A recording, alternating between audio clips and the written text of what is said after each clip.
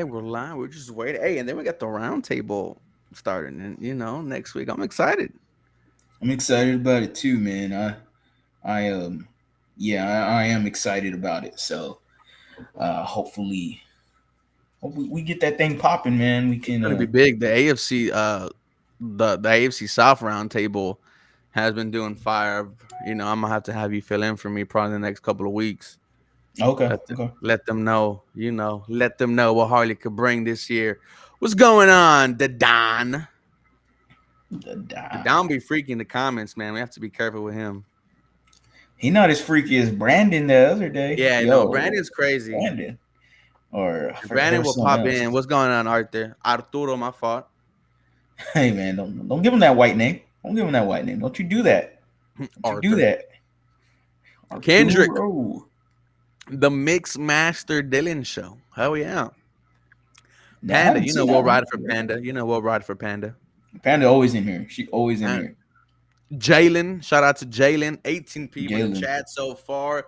Yes, guys, as you can see, we're having a watch party. We're not taking tonight too serious. We're going to be reacting to the Nightcap show by Shannon Sharp and Chad Ochocinco. They were in Houston over the weekend, and man, were the tickets expensive, Harley. My dumbass thought I could afford them, right? They're Yeah. almost 300 a piece. Damn. I didn't even know they were coming. So when I saw, I was like, Yeah, I oh, they had a follow little the show, clip. bro. So they drop Yeah. like, hey, we're coming to Texas. Ah, Like they okay. have shows in Austin and San Antonio and all that. And they Mm. were like, hey, we're coming to Houston. But I saw that and I put my wallet up. I'm like, I can't do it. I can't do it. Yeah. Okay. Sub Louis. All right, we got about 28 Louis. people in here. We could go All right, ahead let's and let's get it popping. Let's get it let's popping. get it pumping, man. Let's go ahead and start. Once again, this is the Nightcap show presented by Shannon Sharp and Chad Ochocinco. They were in Houston the other night talking to D'Amico Ryans, Andre Johnson, and Rick Ross.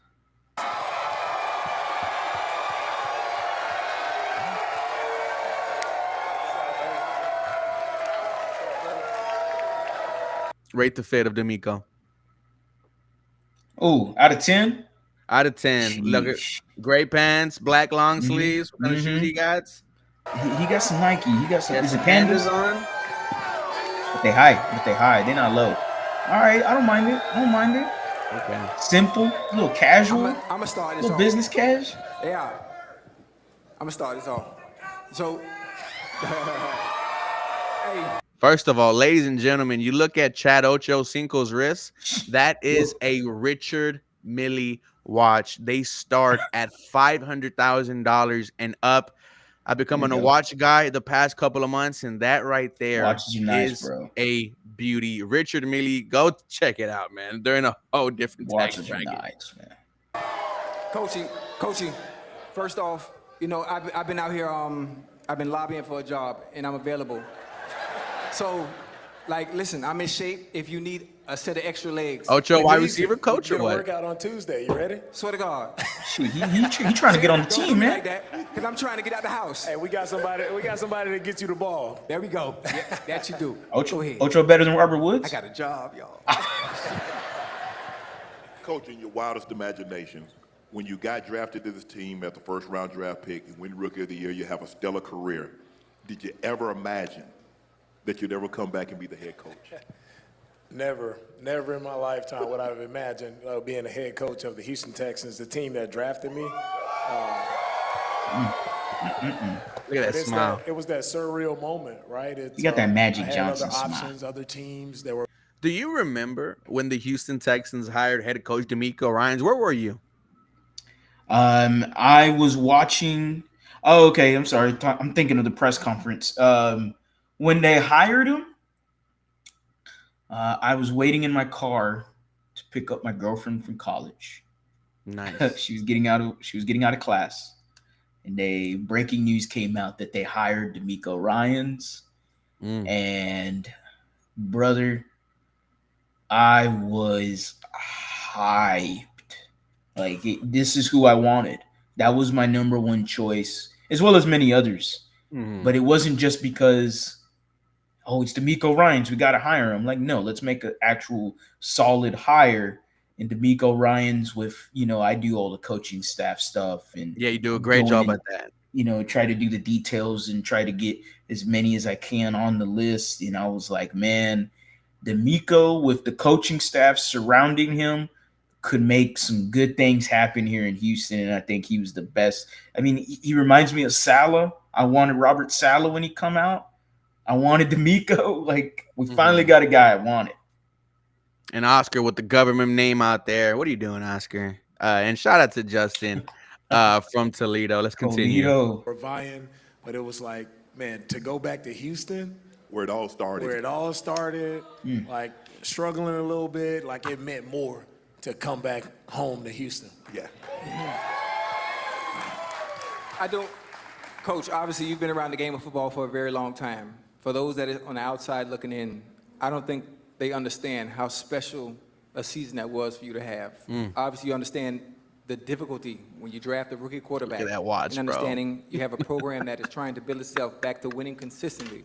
And to be able to have a successful season, obviously not winning a championship, but still having a successful season, knowing that you can build off of that. Do you understand how great your season was last year?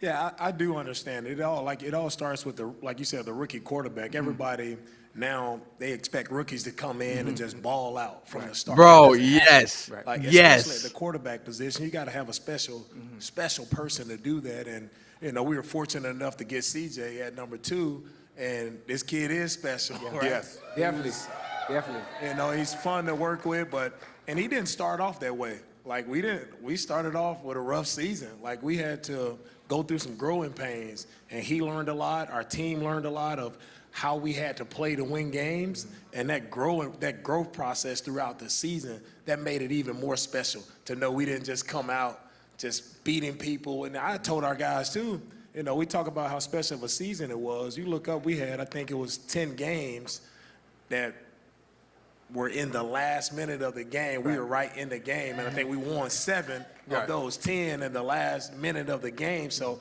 that just shows the margin for error in this league. It's still tight, even though it's a great season. But man, I tell our guys, you have to work hard. You got to grind those wins, and you got to be smart in those situational moments to close games out. So he talks about overcoming, some adversity. I'm guessing the Patriots game was one for CJ, right? Throws that ugly interception looking for Tank Dell, right? Got crucified for it on every social media platform. You did start off 0-2, did not score a touchdown against Baltimore in week 1, and week 2 at home, you did fall to the coach trying to make a comeback. I'm guessing that was the adversity for CJ Stroud, because after that, Harley, it was Jacksonville, it was Pittsburgh, it was all systems go.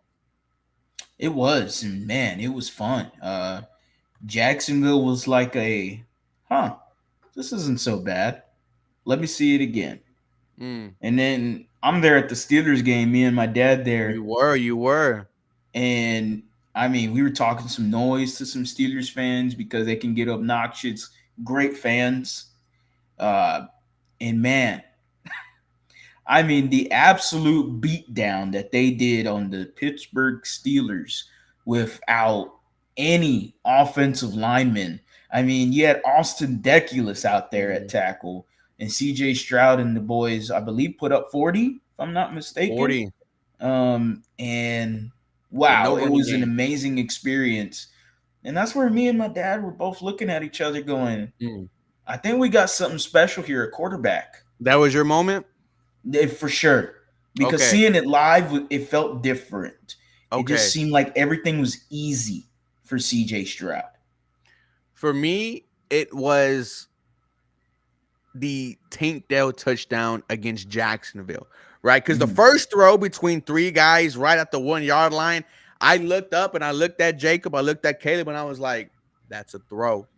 Then when that touchdown to Tank happened, like I said, it's too easy for him out there. And I'm like, all right, we have a guy. And I went on my show and I'm like, I think we have a franchise quarterback.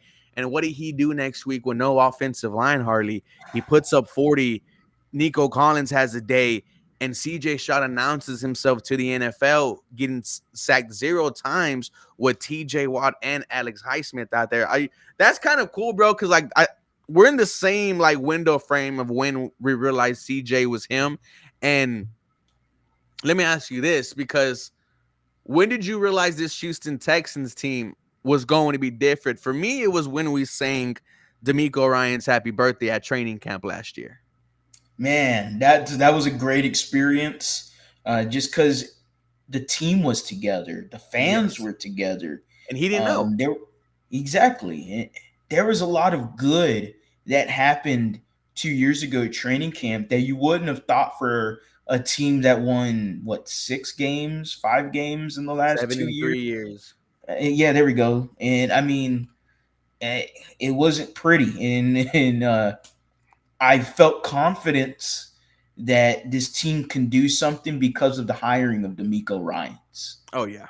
I mean, right when he got hired, the press conference, when that press conference happened, there was chills. Mm. And I mean, right after the press conference, we had a space right after. I still remember me and Storm doing the spaces. And as soon as we started the space, the first thing I said in there, D'Amico Ryans is going to win the Super Bowl here in Houston. I don't know how, I don't know when, but it's going to happen. And Storm was like, "Hey man, you might need to slow your roll." And look, I'm just you could feel there's an aura, there's an energy, there is a vibe that D'Amico Ryans brought to this team, and it goes along with his history as a rookie. You know, Seth Payne telling the story about, you know, him as a rookie, everyone gravitated towards him. He had some sort of aura that you just listened. He spoke and you listened. JJ Watt's rookie year, talking about D'Amico Ryans and trying to figure out where to live in Houston. And he goes, "I want to live where D'Amico lives." That, like, you know how crazy that is? Yeah. Like, I want to live in the same area or neighborhood of D'Amico Ryans because I know whatever decision he did, I want to follow it because I know it's a good decision. That's Don't get me crazy. hyped, That's Harley. so, We're 10 days away, bro. I just I'm stop excited, man. before we start, talking all this mumbo jumbo, and I think we're suiting up tomorrow, man. But I can't wait till we get into our predictions later, brother, in another video and hot takes. And I already got a hot take video that I'm editing for the offense. you want to give us a little sneak peek or no? You don't have find to. it at the lead _HOU on YouTube. I love that. I love that. Put it as your premiere, bro, so we could all tap in at the same time. Right. Let's continue with the video. Coach, but you understand, you were a rookie head coach. You had a rookie quarterback. The expectations this year, given what happened last year, are a lot different than they were last year going in. You mentioned CJ came in and played unbelievable. Tank Dell, Nico Collins, you you traded for Stephon Diggs. Your defense, Stingley Jr., Will Anderson Jr. What are your expectations from this team? Number one, baby. I hear you. No, I still tell our guys our expectations is just to get better every day. Like I tell, like we can't get everybody know when we suit up like you guys have. Like everybody wants to go win it all, right? That's always the goal. That's why we do what we do, right? We're trying to go get that Lombardi, but we don't get there overnight. So enjoy the process of just getting better every day. And when we look up in February and we're there playing for that Lombardi, that's what's going to make it really special. Right. That was such a perfect answer because he could have went out there and said, the goal is to win a Super Bowl, right? Yeah. You see what we've done in the offseason. You see what we have here. The goal was to get there. But getting better 100% every single day makes sense, right? Because that's what it's going to take to get you to the Super Bowl. And what he said at the end, when you put your heads up and you see you playing the Super Bowl, that's what it's going to be all worth it. So to me, it's like, put your head down, work hard, get better every day, and we'll be there based off of us, our hard work. It's per usual, man. Week 1's team is not the same as Week 18's team. And the Texans, that's what sounds like a promising year because right now on paper, they look fantastic. What we've seen a little bit, the glimpses of what we've seen on the field and at training camp, they look fantastic. And the thing is they should get better as the year goes along. And that's only scarier for the other 31 teams in the NFL that have to play this team. Mm-hmm. So hey, I'm pretty bullish on the expectations of this season. Super Bowl, baby. Being a head coach as well is something I always wanted to ask you. There was an issue, obviously, with Brian Flores and Tua, and the way he talked to him. Obviously, it rubbed Tua the wrong way, and I just want to know, how do you navigate being able to coach certain players certain ways, and how do you approach it? Because you can some players you can coach hard. Right. You understand those that are built like that. You can coach them a little harder. Some of them you got to pat them on the back and guide them. How have you been able to do that with your players? Yeah. There is a question within a question there. He's talking about Stephon Diggs. That's what he's talking about. That's I was thinking Brian Flores and Tua. Okay. Because of what recently just happened between that situation. Sure. But yeah, I didn't think about that. Yeah. I think that was a great segue into Stephon Diggs, because you go from a crazy situation to saying, I don't believe in you, to him asking, how do you handle different types of players? Mm-hmm. Yeah, with it, man, that's a great question, right? I was just talking to one of my coaches about that earlier today. Man, you have to have a relationship with guys. Mm-hmm. Like, if you don't have a relationship with guys, then you don't know how that guy's gonna respond. Yeah. Right? Some guys I could coach hard. Some guys I know, like, man. I'm telling you, bro, his answer made me think Stephon Diggs. Can get it out of him, but I don't need to go as hard with him. I just got to tell him, hey, man, you're doing a great job. Hey, keep it going, young fella. We going to get there. But if you don't establish that relationship outside of football, like, you just got to sit down. You got to eat with guys. You got to meet with guys. Just talk to them one-on-one, like, what's going on outside of football, so you can really get to know that young man and what's going on in his life. Like, that's how you are able to relate to guys and coach. Like, now once you get that relationship, I can coach them up hard. Right? But everybody, you can't coach hard. Everybody doesn't need hard coaching. But as a coach, it's our job, right? And that's one thing I learned about coaching. I thought, man, when I finished playing, I thought I was going to hop in like, hey, Kyle, I can come coach the linebackers right now. Right. But that's what I learned when I was in San Fran. I truly learned, like, man, you got every guy is different. How do you teach every guy, right? Every guy learns different. Every guy, you got to explain things differently, and they pick it up different. So for me, that's where I learned, like, man, you have to be adaptable as a coach, right? But you got to know these guys outside of football. Perfect. I think. Yeah. And I think that's what we've known from DeMeco, right? In that press conference when he talked about Fred Warner, what he mentioned that he got married, right? And he congratulated him on getting married. For a head coach who signed to a different team, mention you and mention the fact that you got married in his press conference to Houston, shows that he actually does care about the person, also the football player, but the person comes first. Yeah, and then it just speaks to the great human being that DeMeco Ryans is. Yes. And it a lot of guys, especially in the NFL, some of them don't have role models. Some of them didn't have a father figure growing up, and it's great when you see, like, British Brooks actually just recently talked about Mac Brown, and that he can tell Mac Brown, I love you. Hey, man, I love you, bro. Him and Mac Brown talk about all the time, and he said he'll do anything for Mac Brown. And watch when British Brooks, he going to be able to do anything for DeMeco Ryans, and because that's just how DeMeco carries himself, man. And that's just who he is, man. It's not shocking at all. And I mean, when you got a coach like that, man, you run through anything for a coach like that. You're ready to go to war, dude. Mm-hmm. Go ahead, give it up to. A lot of times, sometimes coaches try to hide hard coaching behind disrespect. It's like, if I'm working for you, I want you to coach me hard. I want you to say what I'm doing wrong. But there's a very, very fine line between hard coaching and disrespect. Now, guys have to understand, that's a grown man you're talking to. This ain't college. He's not trying to get to the NFL. He's already here. He's not in high school trying to get to college. So those guys, you can coach. I mean, when we grew up, coaches cussed us out, all kind of things. You do that now, you're going to turn a guy off, or the guy might want to fight you. He might want to fight you, or he might just leave. You know, these guys. It's a different era, and I've never like try to cross the lines of cursing guys out. I feel like if I have to curse you out, like I got the wrong guy. Correct. First off, Yes. right?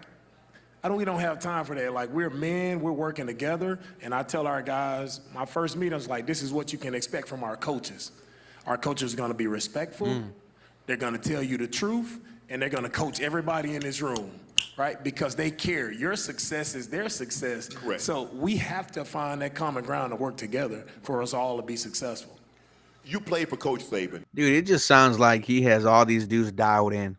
And I feel like with the type of talent that you have, you might need to have some soft coaching all around Harley, but hard coaching as well. There's a lot of egos on both sides of the ball. So I'm excited for the challenge of that. And I think he's, ready for it. And he spoke about how he was talking to one of his coaches that day about how to handle different type of players. But, so far, this is exactly what I wanted to hear from D'Amico Ryans. Not sounding too overly confident and showing out for the cameras, but him understanding that, we haven't even played a freaking game. And it's going to take us getting better 100% every day to get there. Yeah, I mean, I love this clip. I posted this clip earlier, I think yesterday. I love that clip. Pee Wee football, man, you have some rough coaches. Yeah. You have coaches yelling at kids, and, I've been the receiving end of that. It's not nice, man. I didn't think about it, And you like, remember it, though. You remember it as you get older, man. Exactly. And it's like, man, why did I went through that, and that's when my dad didn't like it. And so, he was like, nah, you ain't doing this no more. Fuck that, and that's where it gets like, there's a fine line, of hard coaching. There's a fine line. And even in high school and college, like, yeah, you can coach them hard. But, and I know D'Amico says this, you got to love them hard too, and that's what he's about to mention here with Nick Saban. And it's just what, it's coaching one-on-one, man. That's just how it's supposed to be. A coach can make you love the game, but he can also make you hate the game, man. Yeah. I don't know your high school coach. You played for Coob. What are some of the things? What's D'Amico Ryans' coaching style? Did you take a little bit from Coach Saban? Because as hard as he is, he does a great job of patting the players on the back, even when they make mistakes. And with my coaching style, man, I took a lot from a lot of different coaches that I was around. I think, it all starts from I spent the most time around Robert Saleh. Okay. Right, and in that coaching profession, like I just learned from him, like, man, you got to bring great energy every day, right? And you got to be able to relate to all these guys in the same room. How can you relate to them? Like storytelling, like whatever, keeping it light with jokes. Like it's a fine line. Just coaching all the guys, even Wade Phillips. Wade Phillips, man, it was your head coach. He would come into the meeting room. Wade would just tell a joke to everybody in the room, and he would talk to you. He always told a story about you, like, hey, man, like, we had a guy on scout team. I told him, don't worry about covering him. He's better than the guys that are playing. Right. Yeah. Like, so it was always Wade found a way in a playful way to get guys' attention, draw guys in. So I think you draw them in, you get their attention, you relate to the guys, right? Also with Saban, I know he's hard on guys, but the only way you can be hard on them is you got to love them too. Right. Right. You gotta Love them just as hard as you coach. Man, you have to, and guys got to know. For me, I had a strength and conditioning coach. He called me as soon as I got into coaching. He was like, D'Amico, players do not care how much you know until they know how much you care about them, right? And so that was the one thing that's always stuck to me. Like I tell our guy, man, I care about you as a man, first and foremost. It's football. We gonna get to the football. I'm gonna correct you. I'm gonna coach you up. But man, I care about you as a man being successful after football is over. Like I want you to be a great husband, great father, great leader in the community, because that's what's gonna last. What? I mean, you just mentioned it earlier with Fred Warner, man. You would have not think this dude was like a football coach based off of that answer. Like, D'Amico does care about the people. He cares about the player. and Big that's time. what you want, man. I don't think you could have said that about Bob, you know. And it's like Nope. from then to where we are now, it's like, all right, it's it's kind of a family that we have here now, a culture, Harley, if you will. And damn, dude, it feels good to be a Houston Texan right now. It does. This isn't again. This isn't. It's my Xavier Howard isn't on the team. That and There's some other Brandon. reasons. There's Brandon. And then Brandon coming in with There's coming in Brandon. hot already, man. This is the first comment, so we're in for a treat.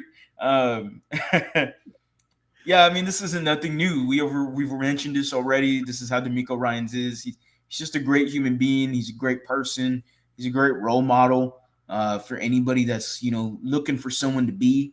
D'Amico Ryans, to turn on the film, watch how he plays, watch how he worked as a football player, and watch him as a coach. You could learn so much from this man. And this is Texans football now for what will be the next decade and a half, because Ooh, I mean, D'Amico Ryans, he's going to end up being one of the longest tenured head coaches in the NFL. I like that. Your approach to the game of football, obviously when you played, I'm not sure if you had any superstitions or not. As for myself, there was a certain routine that I stuck to. And to me, I felt this routine that I stuck to during my playing days would probably give me the success that I wanted, despite putting in the work throughout the week.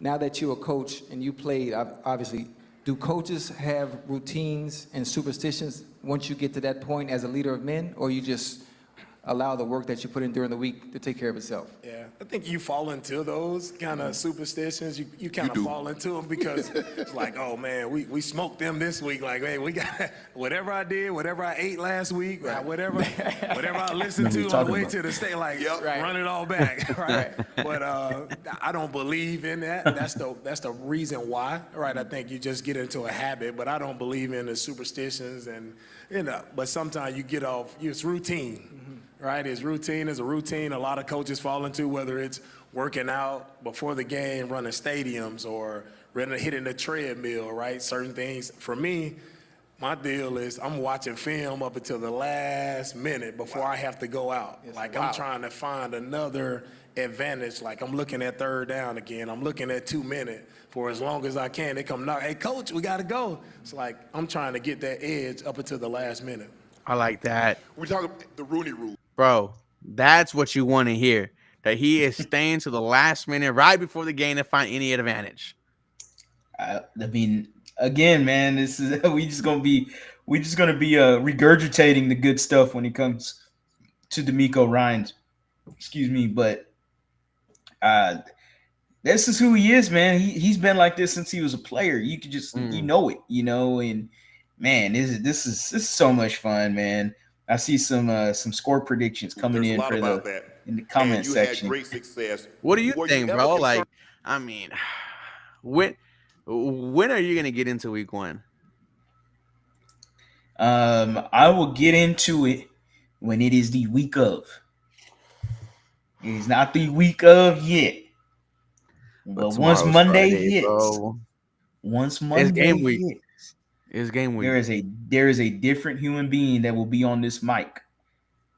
There is a different human being when this mic come on, and I hit this record button because I'm pretty. When I do Astros takes, and anybody that have seen my Astros videos, I am pretty. Every year I predict them to win the World Series. Yeah, and it's almost happened every year.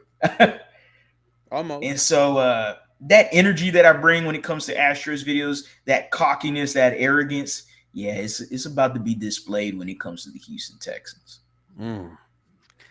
Can't wait, man. Let's finish up with D'Amico and head to Mr. Andre Johnson, the GOAT. Because you see so many black coaches like go 10, 15 years before they even get an opportunity to go interview for a head coach. You didn't have to wait that long. You had about a 2 year. Once you became the DC at San Francisco, your name immediately went into that pool. So you didn't have to wait long.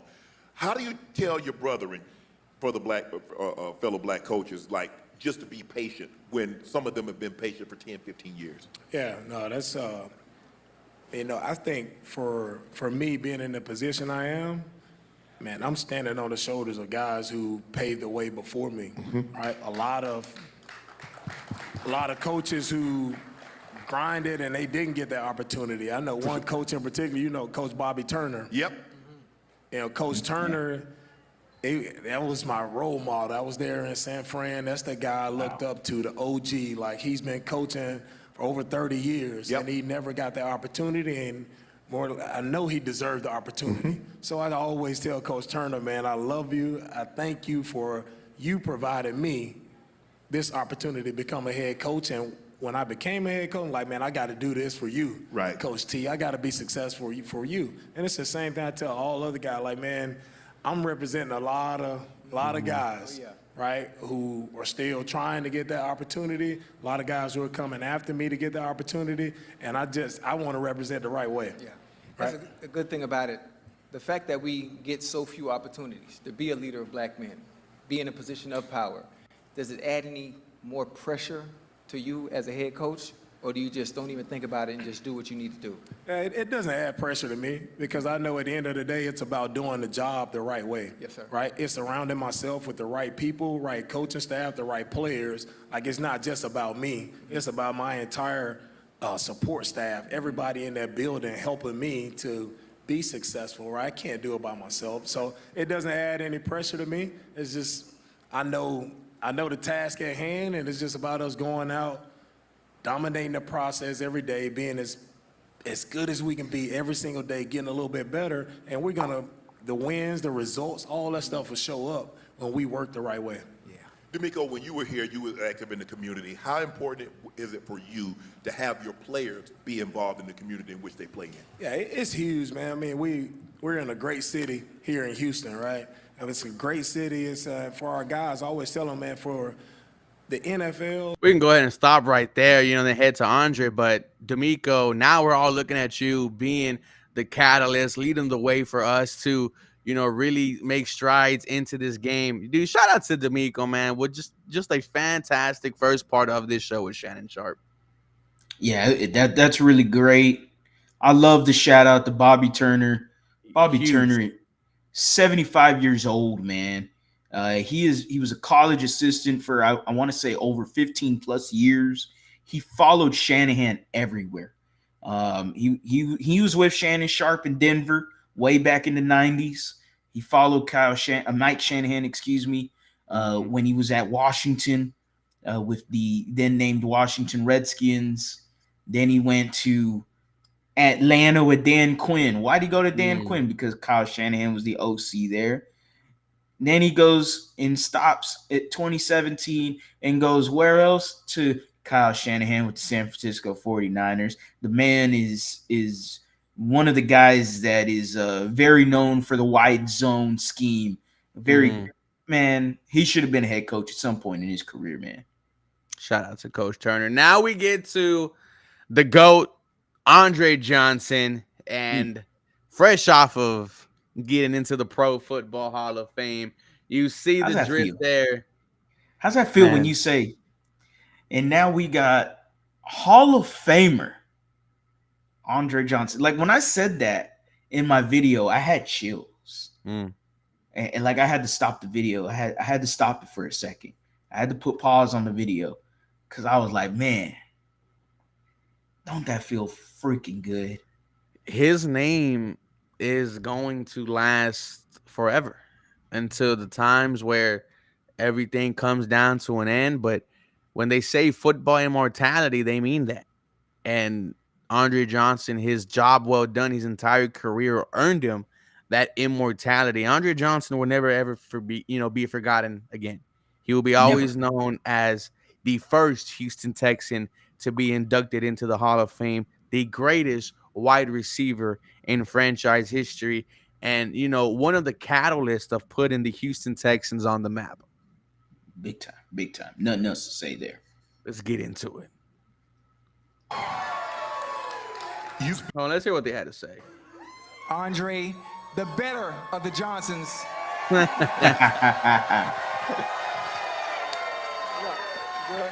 Wearing a Amiri. All right.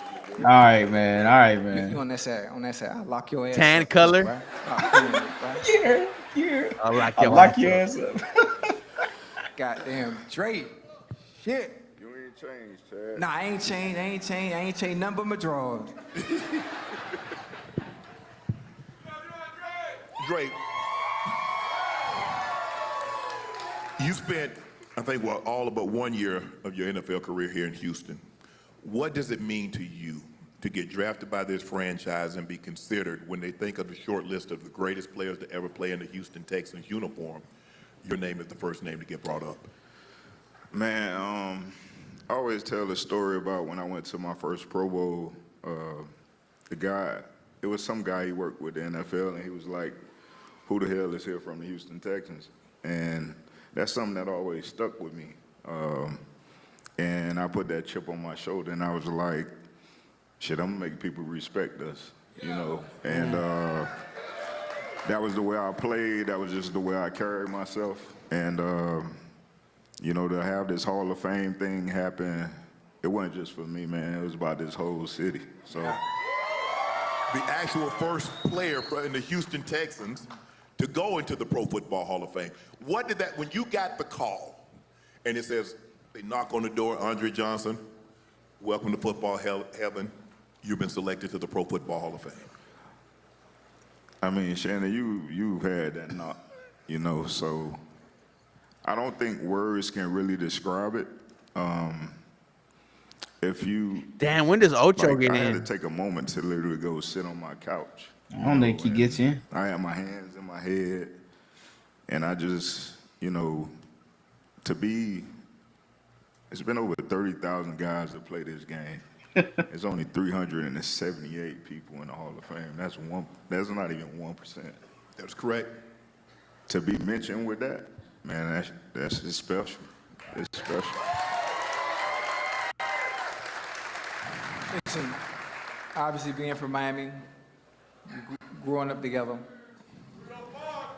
did you ever think that the story that we are in control of, being able to write, would have gotten to where it's gotten now? Hell nah. I'm not even gonna lie, Chad. Like, you know how we grew up, like, in a neighborhood. We just wanted to be able to provide a better life for our family. Yes, sir. That was always our goal. Like, we just want to make it out. And to get to the level of being a Hall of Famer, like, I never would have imagined that in a million years, bro. You know, so I ain't gonna lie, man. Just having you here and enjoying this with you, man. Yeah. Appreciate it. A lot of people really don't know, man, how far we go back, bro. Oh, Like, way back. snap. yeah, so The funny thing about it, for those of you that don't They know, got history, Dre bro. and I used to train in off season. You know, during our day when we were playing. Me, Tanner Man, Tonio Brown, crazy ass. Who else we had out there, man? man, it was a lot of. It was a lot of Santana so, Mouse. you know, it was a certain connection that we all kept, like we was family. You know, obviously we all played on different teams, but everybody from that era, we all got back together, and we always, man, worked our ass off in the off season, man, and it's awesome. You know, it's as someone that has always looked up to you, even from afar. Wow. During the times we were all so close, man, I'm proud of you. I'm really proud of you. Appreciate it. Dre, you had some unbelievable games in the Hall of Fame, the first Houston Texan player ever selected to the Pro Football Hall of Fame. But I'm pretty sure they showed on your highlight clip that fight. Here we go. Oh, I forgot Because about that. I knew that was coming. But go ahead. I had only met you once. I came here early in your career, and as a matter of fact, I think Cool was the coach. He was the coach, and you were very quiet, and you're still quite quiet. And I remember that happening, and I'm like, what did this man say to get him? He don't even talk, let alone fight. Never. What did he say to get you so like you like, hey, F it. I'm in Liberty City right now. I'm swinging, bro.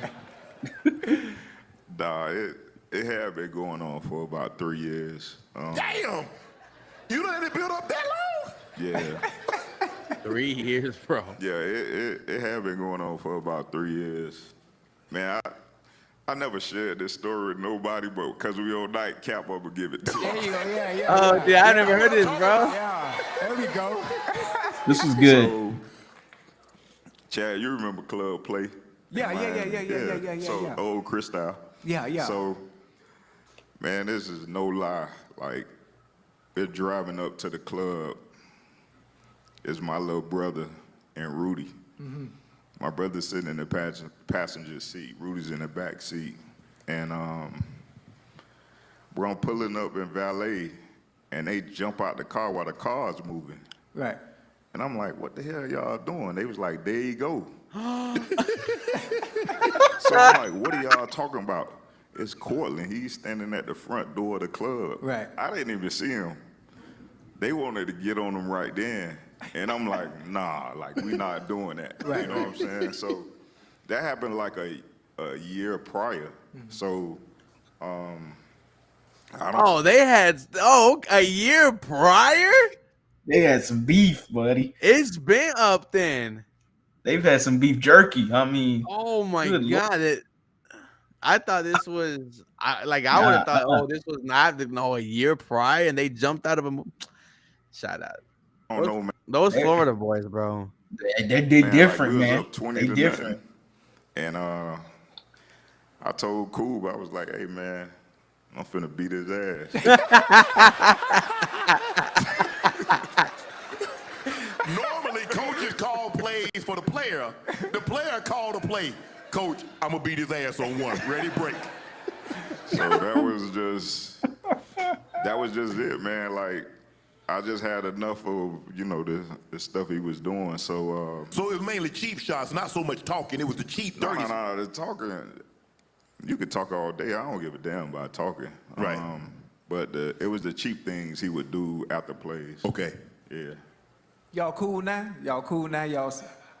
Nah, I still up. I ain't never I seen him one time since that whole situation, so I don't. But after that, he ain't cheap shot you no more, huh? Nah, he ain't gonna do that. I'm in the Hall of Fame, baby. But after that, ain't nobody cheap shotted you, probably. Nah, I ain't never been cheap shotted. But nah, I don't. I always told people, like, playing a game of football, like, I was never afraid to be knocked out. Like, that never scared me. So as long as you did it in between the whistle, I didn't care. Right. Anything that came afterwards, that's when I had a problem. You very business savvy. Very business savvy. So we got all our people here in Houston. I just want you to talk about some of the things that you're doing here that they can continue to support while they're here. If they don't know about what you got going on. Now, I actually, there was a business I had here. It's not longer here anymore. I'm actually in the process of remodeling a place on Washington Avenue. He's making a club. Yeah, it's called the 80 Sports Bar and Lounge. I already know about it, brother. I already know about that. Oh shit! It's up. It's up. They're remodeling right now. I have a friend that I graduated with, and she has a job there. She's a So bottle girl? I'm gonna see if I can get a hookup. I'm gonna see what I can get. Nah, bro. The sections on Washington, bro. They're a rag, bro. Oh, I know they are. Let me see how good this friendship is, though. Yeah, man. 80 Sports Bar. That's where we're going when we win the Sports Bar and Super Lounge. Bowl. That's where we're going where we win the fucking Super Bowl right there. Yeah. I'm gonna have for a few for pizza places that I own in Jacksonville and two in Atlanta. So What kind of place is pizza? Yeah, pizza, wings, burgers, all that stuff. Called Goodfellas Pizza. Oh, Goodfellas. Okay. Yeah. So we have two in Atlanta and one in Jacksonville. Okay. This is what I want to know, and I'm sure there are a lot of fellas out there want to know. How the hell you 40 years old and that hairline is that far forward? Bro, how this man hairline just like it was when he was 4 years old? Nah, man, if I was to show you a picture of my dad, you'll get it. Like his hairline that forward? Yeah. Come on, man. Yeah. He got to be older than me. Nah, he's passed away. But, Oh, sorry about that, bro. Yeah, I'm gonna show you a picture before we leave, and you'll get it. I know. Hey, you ain't came back home, man. You ain't came back home to Miami. And now I went out with you last night, right? Yeah, Sherelle wanna kill me, but go ahead. Hey. But I see why you ain't came back home, boy. Hey. Sherelle about to run on stage, guys. Hey, boy, I mean, I'm just being respectful. You can hear me? Yeah, she told me backstage. She told me don't have you out to 4 in the morning no more. Yeah, nah, so. Shit, but they out but here, nah, bro. Man, Boy, they out here, bro. Shit. No, bro. I was talking to him in the back. That's the last person we need in the fucking building, bro. You think the H is crowded? You get Chad Ochocinco up in here, and it's up like it is. Oh my goodness gracious! Man, I almost moved to Houston. Yeah. Hey, best decision I didn't make. Nah, you should have moved here. No, I shouldn't. No, yeah, come on, man. No, man. I asked about you last night. I was looking for you last night. Every man got to know his limitations. But nah, Houston's man, this is a hell of a city. I never thought, being from Miami, growing up in Miami, man, I never thought I would leave. And to be here, my mom's moved here, my brother's moved here, man. Like Houston's home for me now, so I ain't going nowhere. Home. Well, shit, I'm coming too. Rail say she like Miami. Huh? You done had Rail. Hold on. You just had Rail move to Miami. She uprooted her roots up in Tampa. Well, I'm finna move to Houston. Shit. Well, you and Rail moving to Houston. When you look at today's crop of wide receivers, obviously it's you got Tyreek. All right, we can go ahead and stop there, man. But yeah, dude, what a great 2 interviews from our head coach D'Amico Ryans and our Pro Football Hall of Famer Andre Johnson.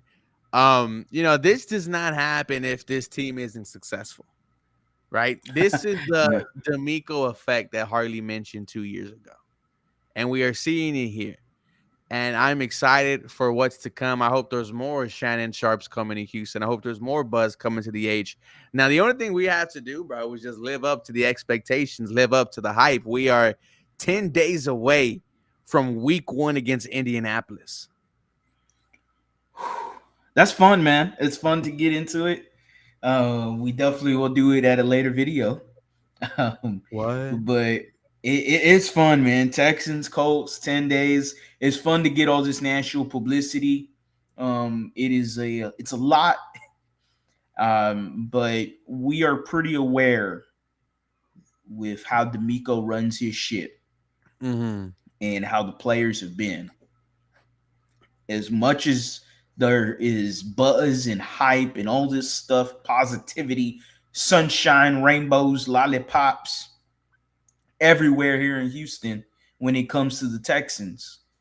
We've heard the terms rat poison. We've heard all kinds of terms about trying to take some of the smoke out of the house when it comes to this hype train that we are on when it comes with our Texans. And they're aware of it. They're aware of the expectations. Hell, you've seen the players. Yep. What do they always say when they talk about the expectations for this year? Super Bowl. They know what's at stake. They know what's at hand, but it's definitely not affecting them like mentally. The only comment that was out of hand was Cam Akers. Cam Akers pissed me off. What do you say? And then he said dream team. And I hate that. I hate that term, bro. because, buddy, 21 you are Drew. RB2. He is RB2. Hey Don't man, he be, don't worked be. for it though, bro. Someone who tore two Achilles, bro. Actually, he's RB3. What am I talking about? That man is RB3. Don't You don't know, Damian Pierce getting don't them runs. you dare. You Don't know, DP getting dare. them runs. If I see Damian Pierce, the first running back out, I'm pissed. You know that. It's Joe Mixon and it's Damian Pierce. You know this. Do not sacrifice week one to fill your Damian Pierce agenda, Bobby Slowick. That's what we don't need with the amount of shit talking I've done this past 3 days. Yeah, we definitely don't need that. There will be a lot of shit talk that will be thrown from Monday all the way to this coming Sunday. I cannot wait to walk into Lucas Oil Stadium and snatch a W. I cannot wait. Harley, let them know where they can find you and all your latest work. Y'all can find me at the lead underscore HOU anywhere on social media, especially on YouTube. We are on the road to 10,000 subscribers. Super appreciative of every single one of y'all that has liked, commented, and subscribed. So while you're at it, guys, make sure y'all do the same for this live stream. If you're still tapping in, I appreciate y'all. We appreciate y'all. We just had a little fun today watching some D'Amico, some Andre Johnson, little nightcap episodes. If anybody wants to know more, see more, just head over to the Nightcap YouTube channel. You'll see Shannon and Chad Johnson, and just scroll and y'all see that. It shouldn't be too far of a scroll. I think that's the first video up right now. So yeah, man, make sure to check them out, and make sure to check out my channel, man. I'm trying to get to 10K before the regular season. I got 10 days to do less than 500 subscribers. So You got it. Seems like I think so. I think so. I think I'm gonna get it. I think I'm going to get it, man. You got it. I I hope can't so. wait to see you get there, brother. Guys, just type in 713 Houston Sportcast on my end. It'll pop right up.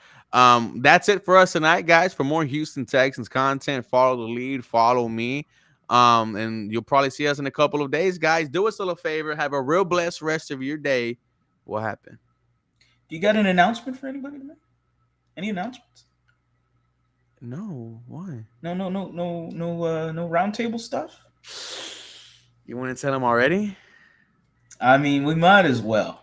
So, ladies and gentlemen, with 118 people here, next Monday will be the first episode of the Houston Texans Roundtable on the Roundtable Network. I've been with them the past year. I am going on year 2. They are one of the fastest growing YouTube channels out there right now. Their AFC East YouTube channel just hit 15,000 subscribers today, and they've only been together for 2 years. So a lot of great things are coming in. A lot of y'all have already tapped in. Harley's been on the round table as well.